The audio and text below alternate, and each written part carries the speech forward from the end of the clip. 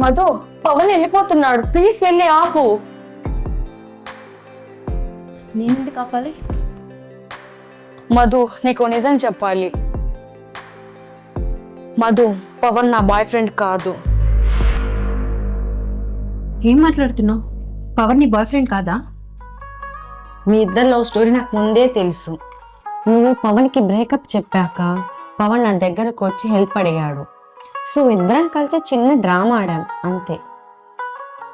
నిజంగానా? నిజంగానే నీ మీద ఒట్టు. పవన్కి నువ్వంటే చాలా ఇష్టం మధు. పవన్ ఎప్పుడు మిస్ చేసుకోవద్దు మధు, ప్లీజ్ వెళ్ళు.